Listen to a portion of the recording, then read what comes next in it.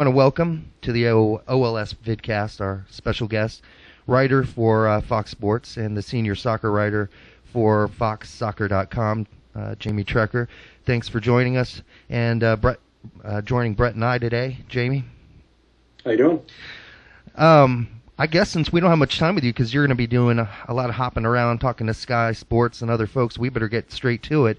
But the one thing I wanted to start out with was just to get your general impressions of the USA-England match. I mean, I think that the pressure was entirely on England, and it really showed. I think that they came into that game because of the media hype in their country and the lack of respect they have for American soccer in general.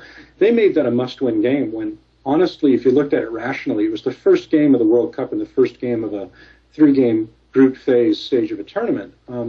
You would think that in the group that we're in, that the USA would be your toughest game, and you'd be happy if you came away with a point. They looked at it as if they needed to win the game.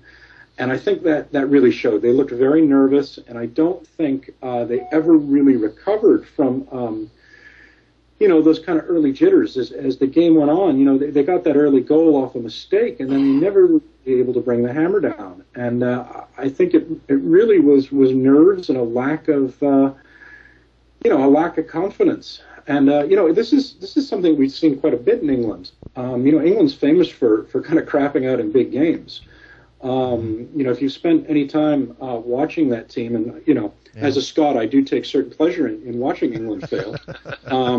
But it is something they've got a habit of doing. Their players come in, and they're not as good with the national team as they are with their clubs, because a guy like Steven Gerrard, he's surrounded by better players all the time. Same with Frank Lampard, and the same with Wayne Rooney. Right. When they get in the national team, they're not as cohesive a bunch of guys, and they're tired out. They're beat up from playing a very long club season, and the pressure on them is enormous. I mean, I don't think we can really imagine it in this country. So, frankly, the onus was on them. I think the Americans came out, played a very smart game. Obviously, we've got some defensive problems. I think everybody knows that. Mm-hmm. Still, I thought for once we didn't fall apart in the second half. We played a very organized game, and I think that you can give a lot of credit to the United States for that. Not a lot in the attack. We decided, obviously, after the first 50 minutes or so, that we weren't really going to go down the field and attack. One of the things I was surprised about was that Fabio Capello didn't exploit that and try to run three forwards at us. Did at the end, though. A team.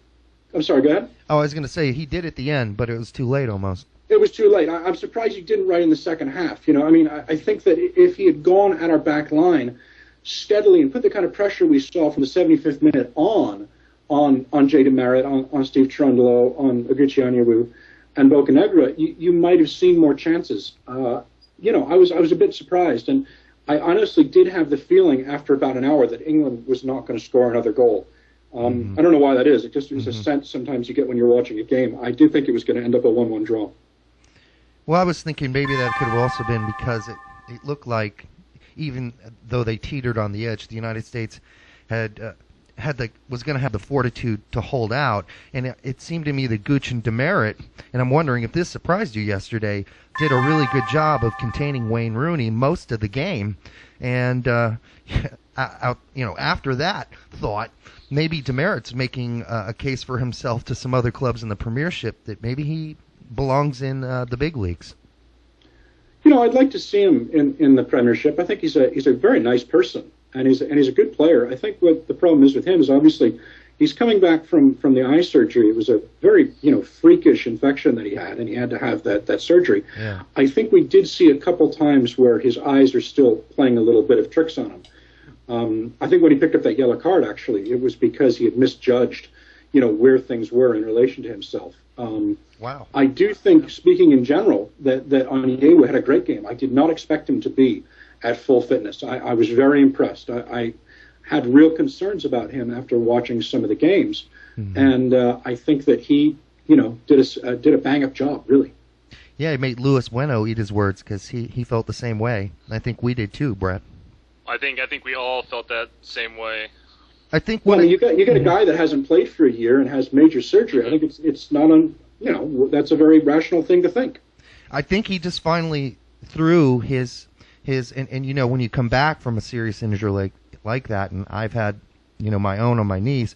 You just have a hard time trusting that spot for a while. And I think this is what that kind of game where the adrenaline rush was just so high for Gooch. I think maybe, he forgot all that and just played like he used to, like he remembered playing before. So.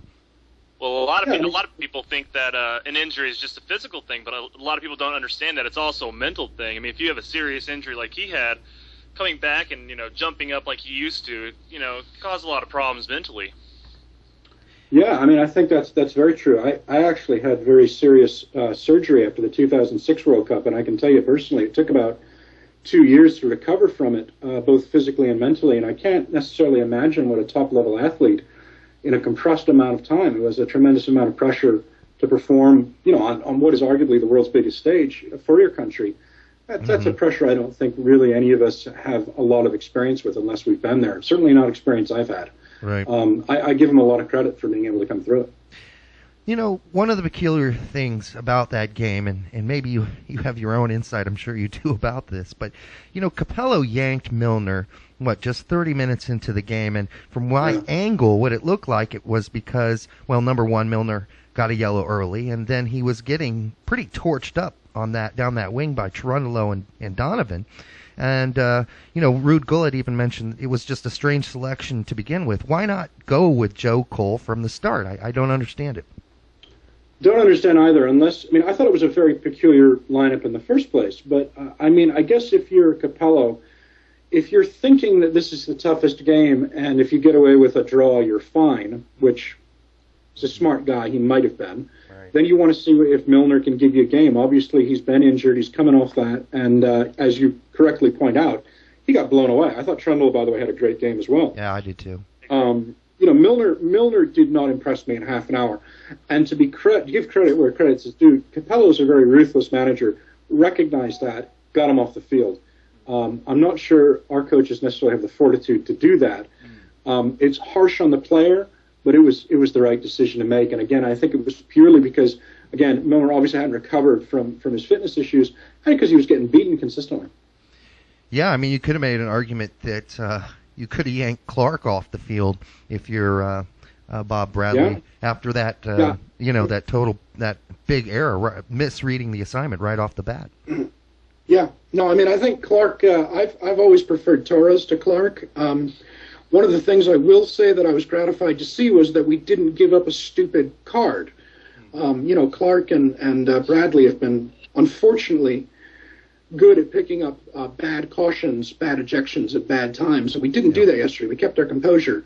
That's a step forward as well. Yeah, but Brett, you mentioned that kind of, in some ways, made Michael Bradley a little tame last night.